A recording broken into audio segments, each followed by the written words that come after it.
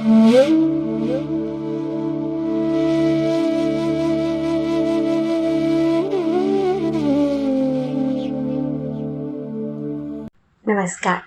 मैं क्रांति आप सभी का अपने चैनल किताबें बहुत सी में बहुत बहुत स्वागत करती हूँ। मालती जोशी जी की लोकप्रिय कहानियों में से एक कहानी जो मैं आज आपके लिए लेकर आई हूँ, उसका नाम है पिता। मालती जोशी की कहानियों के साथ उनके लाखों प्रशंसक अपनी जिंदगी का ताना बाना बुनते हैं। एकदम सहज और घरेलू होने के बाद भी उनकी कहानियाँ बहुत बड़ा सामाजिक संदेश देकर जाती हैं। ये कहानियाँ संस्कारों का भंडार है। मानवीय संवेदनाओं के सूक्ष्मतम संपादनों को भी अपने शब्दों में बांधने की क्षमता रखने वाली मालती जी अपनी सहज प्रवाहमयी भाषा शैली के माध्यम से कब पाठकों के मन की गहराई में उतर जाती हैं, ये सचमुच पता नहीं चलता। आइए सुनते हैं कहानी पिता। पिता नहीं रहे। बाबा, बाबूजी, डैडी, पापा कुछ भी नहीं। जब भी जिक्र हुआ है सिर्फ पिता ही कहा गया है। पिताजी भी नहीं। शायद उतने सम्मान के वे अधिकारी नहीं थे। नानी तो हमेशा बाप ही कहती रही। सुमी का बाप उस घर का सबसे चर्चित और तिरस्कृत मुहावरा था। तो पिता नहीं रहे। उनकी मृत्यु का समाचार ऐसे समय आया जब हम लोग उनके अस्तित्व को करीब करीब भूल ही चुके थे। न चाहते हुए भी मेरे शांत जीवन सागर में कुछ तरंगे, कुछ हिलोरे आ गईं। मैं बेवजह उदास हो गई। यूं उदास होने के लिए पिता की मृत्यु एक खासी वजह थी, पर उस तरह का रिश्ता तो हम लोगों के बीच कभी रहा ही नहीं। मुझे तो उनकी शक्ल तक याद नहीं है।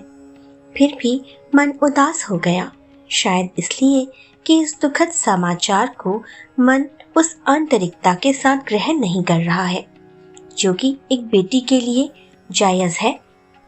मैं अन्यमनस्क सी हो रही थी और डर भी रही थी कि अगर शाम तक मेरा मूड ठीक नहीं हुआ तो साहब बहादुर घर आते ही शुरू हो जाएंगे।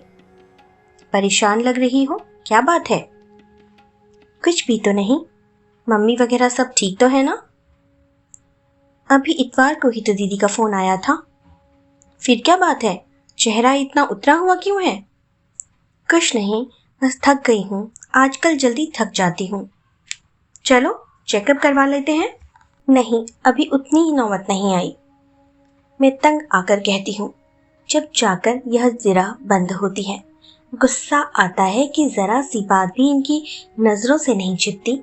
कई बार तो चिढ़कर कह देती हूँ, क्या मुसीबत है, इस घर में कोई मन भरकर उदास भी नहीं हो सकता? उदास होने पर पाबंदी नहीं है डार्लिंग, ये मुझे अपने पास खींचकर कहते हैं। I just want to share and I want to enjoy it all by my self. वह हंस देते हैं, एकदम स्वच्छ निर्मल हंसी। और हंसने की तो बात ही है ना, उदासी भी कोई एंजॉय करने की चीज है। उन्हें दुख होता है। हैरत होती है कि सुख के इस अथाह सागर में मैं दुख के कण कहाँ से बीन लेती हूँ। इसलिए शुरू हो जाते हैं। मम्मी की याद आ रही है, शुभम का रिजल्ट आया है, शगुन ने दिन भर बहुत परेशान किया। मतलब यह कि उदास हो तो कारण बताओ। इस कारण बताओ नोटिस पर मैं खींच जाती हूँ। पति का इतना अधिक संवेदनशील होना भी भार लगने लगता है। और मम्मी को हमेशा यह शिकायत रही कि उनके पति के पास संवेदना नाम को भी नहीं थी। हर दर्जे का आत्म केंद्रित व्यक्ति था वह, दूसरों के सुख दुख से एकदम अनजान। घर उनका था, वे स्वामी थे। मम्मी पत्नी कम नौकरानी ज्यादा थी। नौकरानी जिसे तनख्वाह न देनी पड़ती हो। मेज संवारने से लेकर सेज संवारने तक का हर काम खुशी खुशी करना उनका फर्ज था।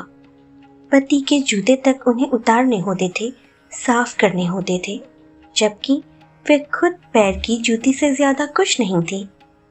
यह जुल्मा वह बार बार उन पर फेंका जाता था। पैरों की जूती जब चाहा पहन लिया, जब चाहा उतार दिया।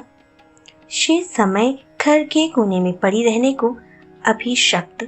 MA PhD मेरी माँ कैसे और क्यों यह सब कुछ सहन कर गई, सोचकर आश्चर्य होता है। पर सहने की भी एक सीमा होती है। उस सीमा के पार हो जाने के बाद क्षण भर भी उस घर में सांस न ले सकी। अपनी दोनों बेटियों को गोद में उठाकर सीधे नानी के घर आ गई। कुल 8 साल के वैवाहिक जीवन का पटाक्षेप हो गया। उस समय दीदी 5 साल की और मैं महज 2 साल की थी। इसलिए मेरे मन में न पिता की और न ही पिता के घर की कोई स्मृति बाकी है। भाई के घर में हमेशा निभाव होना कठिन था। मम्मी इस बात को जानती थी, इसलिए संविदा और संयोग जुड़ते ही उन्होंने अपना स्थानांतरण भोपाल करवा लिया। आते समय नानी को भी साथ लेती आईं, ताकि उनके भरोसे लड़कियों को छोड़कर निश्चिंतता से नौकरी कर सके। जब से होश संभाला, नानी को सदा अपने पास ही पाया है। मम्मी की व्यथा कथा भी उन्हीं से सुनी है, नहीं तो मम्मी ने तो बच्चों के सामने यह अध्याय कभी नहीं खोला, ना कभी पिता की निंदा की, ना उन्हें याद किया। नानी ही जब तब उन्हें कोसने लगती तो वह थके स्वर में कहती, अब रहने दो अम्मा, तुम अपनी जुबान क्यों गंदी करती हो। नानी कहती, लल्ली मेरी जान जलती है तभी ना गालियां निकलती हैं। मरे ने मेरी सोन चिरैया की जिनगानी मिट्टी कर दी। बाप के रहते बेटियां अनाथ हो गई। नानी का जब मूड खराब होता तो उन रिश्तेदारों की भी शामत आ जाती जिन्होंने यह संबंध सुझाया था।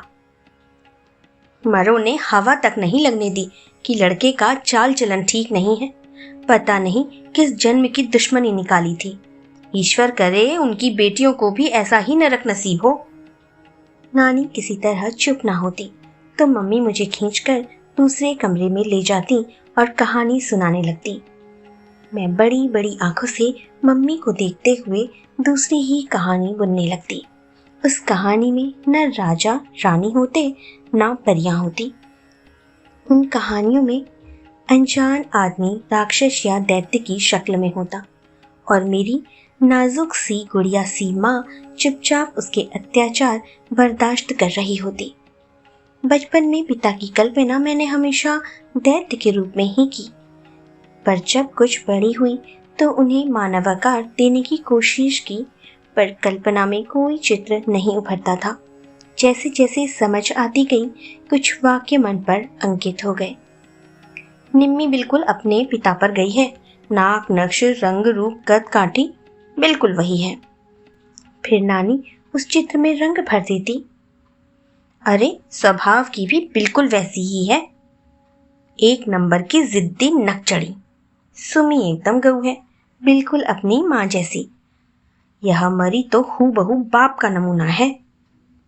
मतलब पिता ऊंचे कद्दावार सांवले तीखे नैन नक्श वाले जिद्दी इंसान थे, जबकि मम्मी नाजुक सी गोरी सी सौम्य प्रवृत्ति वाली महिला थी। लोग कहते हैं ईश्वर जानबूझकर ऐसे जोड़े बनाता है ताकि संतुलन बना रहे, दोनों एक दूसरे के पूरक हो जाएं। फिर इन लोगों की निभी क्यों नहीं? क्या गड़बड़ हो गई? कभी कभी दीदी से मुनहार करती, दीदी बताओ ना अपने पिता कैसे थे? तुम तो उस समय काफी बड़ी थी ना। दीदी अपने स्वभाव के विपरीत मुझे एकदम झिड़क देती। मेरा दिमाग मत चाटो, मुझे कुछ भी याद नहीं है, ना ही मैं इसकी कोई जरूरत महसूस करती हूँ। फिर धीरे से कहती, दूसरी बेटी पैदा करने के अपराध में मम्मी को जो उन्होंने अमानुषिक यातनाएं दी हैं, मुझे सिर्फ वही याद है।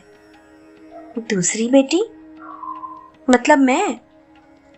हाँ तुम। और प्लीज अब इस प्रसंग को यही समाप्त करो।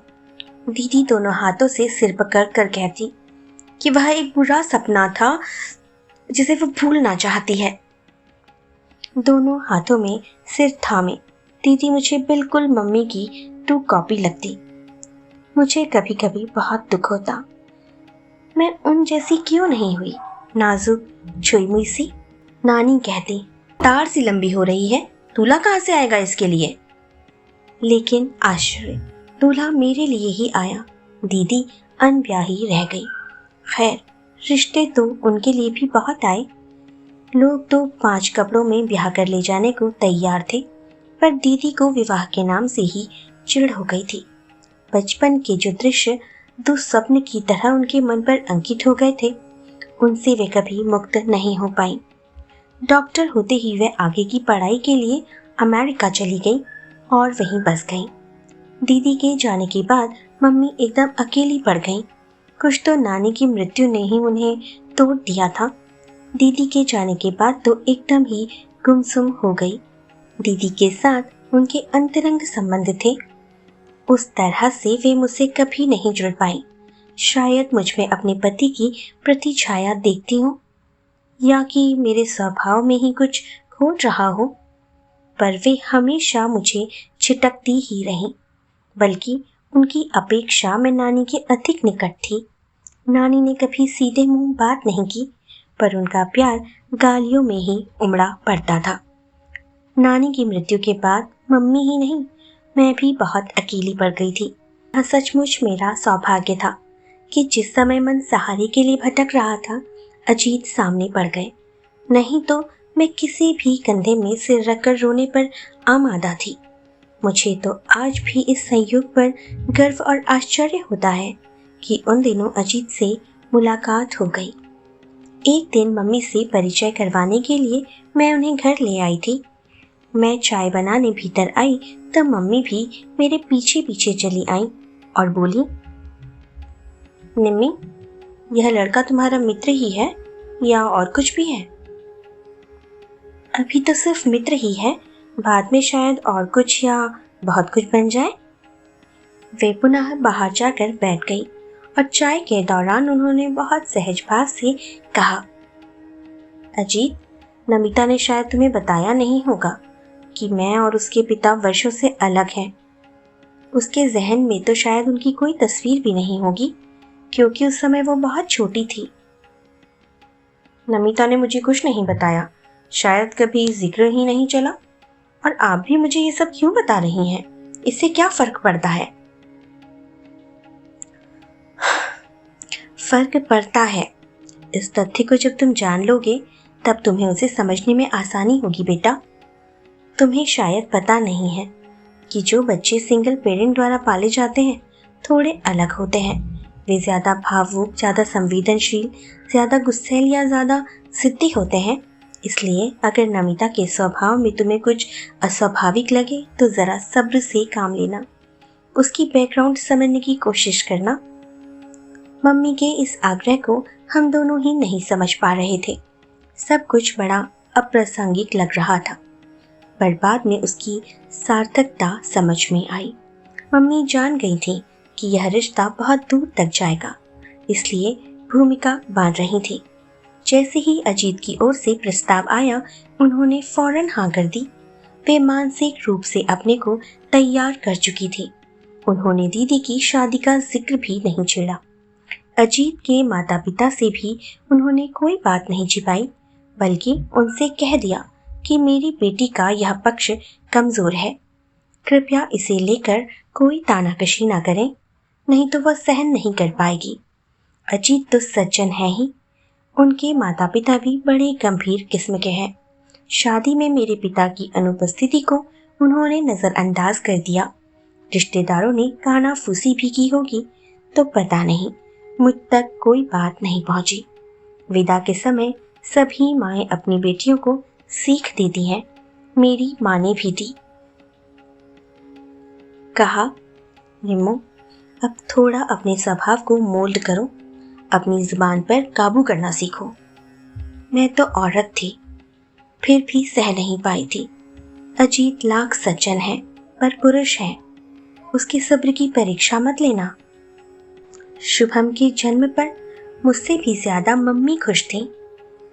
चल, तूने एक बड़ी लड़ाई जीत ली। कैसे?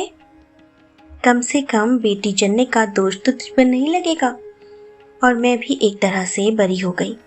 नहीं तो कहने को हो जाता, माँ की कोख में भी बेटियां ही थी। बेटी भी इतिहास दोहरा रही है। उस समय मैंने जाना कि इस लांछन का घाव उनके अवचेतन में अब तक भी ताज़ा है। 2 साल पहले एक फ़ोन आया था। दीदी उन दिनों यूएस से आई हुई थी। उनसे मिलने मैं भी मम्मी के पास पहुंच गई थी। फ़ोन मैंने ही उठाया था।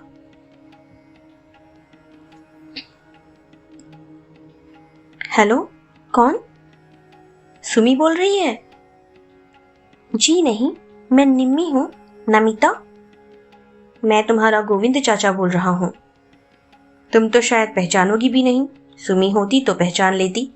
जरा अपनी मम्मी को फ़ोन देना। मम्मी कॉलेज गई हुई थी। मैंने दीदी को पकड़ा दिया। कोई गोविंद चाचा है। दीदी का चेहरा एकदम तन गया। बड़ी ही रूखी आवाज में उन्होंने कहा, यस सुमिता हियर।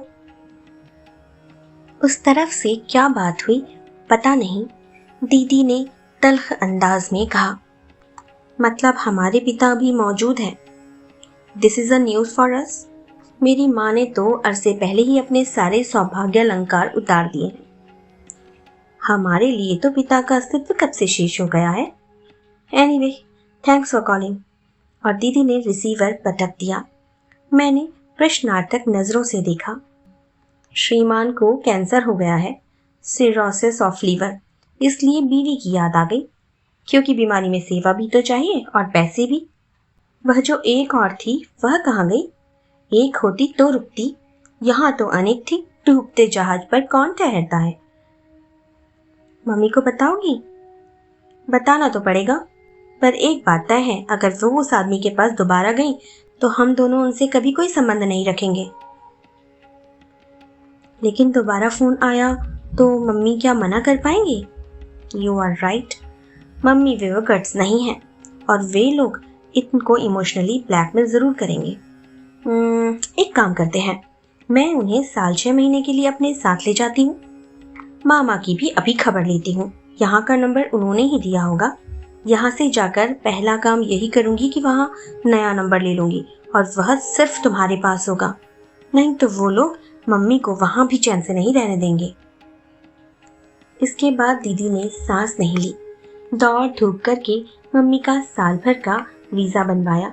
वह तो मम्मी से कह रही थी कि नौकरी छोड़ दो, पर मम्मी नहीं मानी। लंबी छुट्टी ले ली। पिछले साल 1 महीने के लिए आई थी। वीज़ा की अवधि बढ़वाकर फिर चली गई। मम्मी के जाने के बाद मैं अकेली पड़ गई हूँ। 8वें दिन फोन पर बात होती है, फिर भी दूरी का एहसास नहीं जाता। 3 लोगों की हमारी छोटी सी दुनिया थी। वे दोनों तो अब भी साथ हैं, मैं ही अलग पड़ गई हूँ। मम्मी से शिकायत करती हूँ तो वो हंस देती हैं। अरे पगली, तुम्हें अब हमारी क्या ज़रूरत है? तुम्हारी तो अब अलग दुनिया है। तुम्हें तो अब हमारी याद भी नहीं आनी चाहिए। ऐसा भी कहीं होता है? आज सुबह 11 साढ़े 11 के करीब उन्हीं गोविंद चाचा का फिर से फ़ोन आया था। इस बार सीधे मेरे पास ही आया। मम्मी दीदी के पास थी और दीदी का नया पता और नया नंबर सिर्फ मुझे मालूम था। पिछली बार की तरह इस बार भी उन्होंने मामा से ही बात की होगी, वहीं से मेरा पता और नंबर लिया होगा। मैं तुम्हारा गोविंद चाचा बोल रहा हूँ, पहचान रही हो ना? जी। एक खबर देनी थी। कहिए। तुम्हारे पिता नहीं रहे। चाहती तो दीदी वाला जुल्मा फिर से उछाल देती, पर इच्छा ही नहीं हुई। इस खबर पर कोई भी प्रतिक्रिया व्यक्त करने का मन नहीं हुआ। निम्मी, सुन रही हो ना? जी। तुम्हारी मम्मी को खबर करनी थी। तुम्हारे मामा जी के पास सुमी का नंबर नहीं था। भाभी शायद वही हैं। मैं खबर कर दूंगी। हफ्ते 6 दिन में दीदी फ़ोन कर ही लेती हैं, तब बता दूंगी। मुझे नंबर दे देती तो? ऐसी भी क्या जल्दी है? 2 दिन बाद भी पता लगेगा तो क्या फ़र्क पड़ेगा?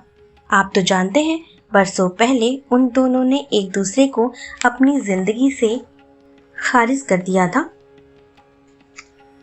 खैर, मैं तो अपना फ़र्ज अदा करना चाहता था, आगे तुम्हारी मर्जी। वे रिसीवर रखने को ही थे कि मैंने तपाक से कहा, आपका फ़र्ज क्या यहीं तक सीमित था? मतलब? जिस तत्परता से आपने अपने भाई की बीमारी और अब मृत्यु की खबर पहुंचाई है, उसी तत्परता से कभी हमारी भी खोज ली होती। आपके खानदान की बेटियां थी हम, कभी तो पता लगाया होता कि हम कैसी हैं, कहाँ हैं, पढ़ लिख रही हैं या मामा के घर खट रही हैं, शादी हो गई है या कुंवारी बैठी हैं। आप चाचा होते हैं ना हमारे, फिर तो हमारा कभी ख्याल किया होता। सिर्फ ख्याल करने से क्या होता है, कोई संपर्क सूत्र हो तो। और फिर जिसके दम से ये सारे रिश्ते थे, जब उसी ने किनारा कर लिया तो हम तो पराए ही थे। एग्जैक्टली। और अब भी तो वह महीन सा रिश्ता खत्म हो गया है, इसलिए गुड बाय। मैंने रिसीवर इतनी जोर से पटका कि उन्हें पता चल गया होगा कि मेरे मन में कितना आक्रोश है। गुस्से से मेरे आंसू निकल आए थे। जिंदगी भर तो कभी सुध नहीं ली कि ये लोग जीती हैं कि मरती हैं, और अब देवी का निमंत्रण भेज रहे हैं। गुस्सा सिर्फ उनके ऊपर ही नहीं था, अपने आप पर भी था। उनसे इतनी सारी बातें करने की क्या जरूरत थी। दीदी ने कितनी ग्रेसफुली उन्हें एक ही बार में निपटा दिया था। उस बेवकूफ को अपनी भड़ास निकालने का यही मौका मिला। मेरे आक्रोश के पीछे से झांकता मेरा उदास, एकाकी, निरानंद, अभावग्रस्त बचपन उन्होंने जरूर देख लिया होगा। अपने दुखों को इस तरह विज्ञापित करने की मुझे क्या जरूरत थी। यह तो एक तरह से मैंने मम्मी का अपमान ही कर दिया, उनकी सारी तपस्या पर पानी फेर दिया। पता नहीं कितनी देर तक मैं अपने को कोसती रही, हिल हिल कर रोती रही। शाम को रोज की तरह हाथ मुंह धोकर मैंने कपड़े बदल लिए, फिर भी इन्होंने आते ही मेरी चोरी पकड़ ली। क्या बात है, लगता है दिन भर रोती रही हो। मैं एकदम फट पड़ी। तुम सीआईडी में भर्ती क्यों नहीं हो जाते? बेकार दफ्तर की फाइलों में अपनी प्रतिभा जाया करते हो। Thanks for the compliment madam, पर आपका चेहरा इतना पारदर्शी है कि कोई अंधा भी उसे पढ़ सकता है। मैं तो फिर 2 आंखें रखता हूँ। किचन में एक ग्लास भी टूट जाता है तो मुझे पता चल जाता है। टेलर अगर तुम्हारा ब्लाउज बिगाड़ देता है तो मैं जान जाता हूँ। आज तो सचमुच कोई गंभीर बात हुई है, क्योंकि तुम दिन भर रोती रही हो। ठीक कह रहा हूँ ना? रोने पर पाबंदी है कोई? पाबंदी नहीं है, पर पूछना तो मेरा फर्ज है ना, पति हूँ तुम्हारा। मन हुआ चीख कर कह दूं, भाड़ में गया तुम्हारा फर्ज, प्लीज लीव मी अलोन। पर मम्मी की सीख याद आ गई जो उन्होंने सगाई पर, शादी पर और अमेरिका जाते वक्त मुझे दी थी। कहा था, निम्मी, अपनी जुबान पर, अपने गुस्से पर काबू रखो। ये छोटी छोटी बातें ही गृहस्थी में दरार पैदा करती हैं। माना कि अजीत बहुत सज्जन है, सहनशील है, पर चंदन भी कभी कभी आग पकड़ लेता है। इसलिए कहती हूँ, अपने लिए, अपने बच्चों के लिए थोड़ा जब्त करना सीखो। मम्मी की याद से ही मेरा गुस्सा ठंडा पड़ गया और मैंने सूखी हंसी हंसकर कहा, फर्ज पूरा हो गया श्रीमान जी, अब थोड़ा चाय नाश्ता हो जाए। सौभाग्य से उसी समय बच्चे भी आया के साथ घूमकर वापस लौट आए। माहौल एकदम खुशगवार हो गया। रात का खाना भी उसी प्रसन्न वातावरण में हुआ। उस रात टीवी खोलने का मन नहीं हुआ। शगुन को थपकाते हुए मैं बरामदे में आ बैठी। ये भी सामने वाली कुर्सी पर आकर बैठ गए। शुभम उनकी गोद में चढ़ बैठा। दोनों बच्चे निंदियाए हुए थे। सोने में 10 मिनट भी नहीं लगे। हम लोग थोड़ी देर इधर उधर की बातें करते रहे। फिर मैंने एकाएक कहा, आप शाम को ठीक कह रहे थे, आज एक गंभीर बात हो गई है। क्या? मेरे पिता नहीं रहे। ओह, उन्होंने कहा और चुप हो गए। शायद सोच रहे होंगे कि सांत्वना में क्या कहूँ, या फिर सांत्वना दूं भी कि नहीं। बड़ी देर बाद बोले, तुम्हारी मम्मी ने मना किया था, इसलिए आज तक मैंने उनका कभी जिक्र नहीं छेड़ा। लेकिन अगर आज चाहो तो तुम उनके बारे में बात कर सकती हो, मन हल्का हो जाएगा। बात करने को है ही क्या, मैंने कसैले स्वर में कहा। मुझे तो उनकी शक्ल तक याद नहीं। कुल जमा 2 साल की थी मैं जब मम्मी ने घर छोड़ा था। उसके बाद कभी देखा नहीं। ना, बस सुना ही सुना, और जो कुछ सुना उससे आहत ही हुई। फिर भी पिता तो पिता होते हैं, अनजाने अनचाहे उनसे एक तार जुड़ा ही रहता है। नहीं तो तुम क्यों रोती? आप गलत समझ रहे हैं। मैं पिता के लिए नहीं रोई थी, मैं तो अपने लिए रोई थी। मैं उस प्यार, दुलार, सुकून और सुरक्षा के लिए रोई थी जो हर बच्चे का एक जायज़ हक होता है। पर वह मुझे नहीं मिला। एक गरीब का बेटा भी अपनी झोपड़ी में सुरक्षित महसूस करता है, अपनों के बीच सिर उठाकर चलता है, क्योंकि उसके सिर पर बाप का साया होता है। हम तो पिता के रहते भी अनाथ थे। मामा की विशाल हवेली में भी अकिंचन, असहाय और बदहाल थे। मामा हमें मजबूरी में पाल रहे थे, पर उनके बच्चों को हम फूटी आंख नहीं भाते थे। हमें अपमानित करने का कोई मौका नहीं छोड़ते थे वो लोग। हम लोग ना अपनी पसंद का पहन ओढ़ सकते थे, ना मन भरकर खा पी सकते थे। आज़ादी से हंसने बोलने पर भी मनाही थी। आपको पता है, मामी की चौकन्नी नज़र हमेशा हमें घूरती रहती थी। उनकी ज़बान तो एकदम जहर बुझी थी। वे हमें कभी नहीं भूलने देती थी कि हम तीनों उनके टुकड़ों पर पल रहे हैं। दीदी तो फिर भी समझदार थी, पर मैं अक्सर जिद पर आ जाती थी। तब वे हाथ नचा नचा कर कहती, बाप के घर से क्या बात कर लाई थी जो मांग रही हो? मम्मी कुछ कहने जाती तो तांडव कर देती, सबको सुना सुना कर कहती, ऐसा स्वभाव था तभी तो ससुराल में नहीं बनी, अब यहाँ हमारी छाती पर मूंग दलने आ गई है महारानी। मेरे बच्चों के मुंह का कौर छिन गया। यूँ तो मम्मी कॉलेज में नौकरी कर रही थी, मामा को अपने हिस्से का खर्च भी दे रही थी, पर मामी को संतोष नहीं था। उन्हें तो हमारी उपस्थिति ही खटकती थी। नानी एक ही शहर में दूसरा घर लेने की इजाज़त भी नहीं दे रही थी। हारकर मम्मी ने बड़ी मुश्किल से अपना ट्रांसफ़र भोपाल करवा लिया। लड़कियों के साथ था, इसलिए बेटे का महल छोड़कर नानी भी हमारे साथ आ गई और आखिरी दम तक यहीं रही। लेकिन अपना खर्च बराबर बेटे से लेती रहती थी। कहती, अब आखिरी समय में बेटी की कमाई क्यों खाऊं?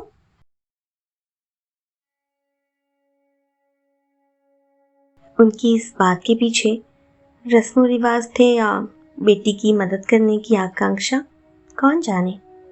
नानी ना होती तो हम लोगों का पता नहीं क्या हाल होता। मैं उन्हें बड़े मनोयोग से अपने बचपन की कहानी सुना रही थी। एकाएक पता नहीं कितनी सारी बातें याद आ गई।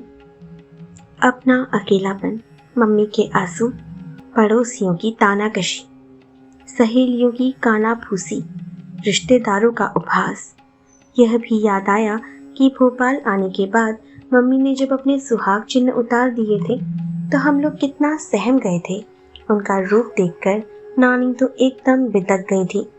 मम्मी ने शांत भाव से कहा था, लोग तरह तरह के सवाल पूछते हैं, किस किस को अपना इतिहास सुनाती फिरूं?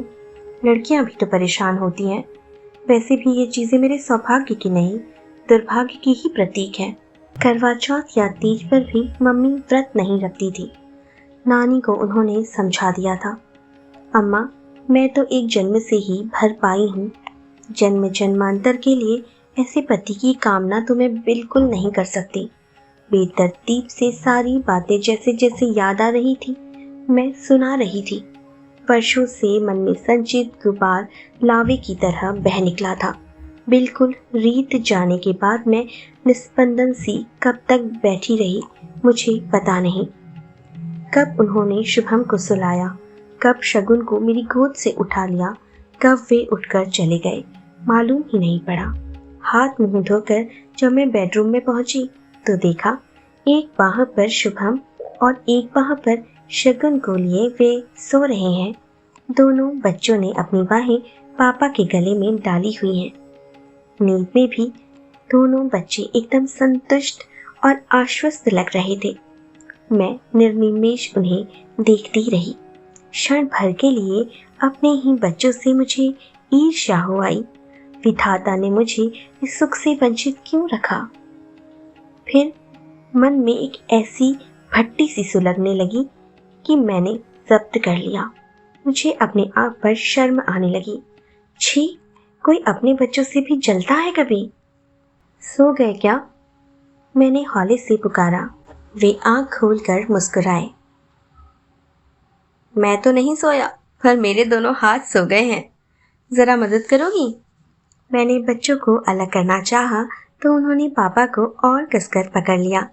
नींद में भी वे अपनी पकड़ ढीली नहीं करना चाहते थे।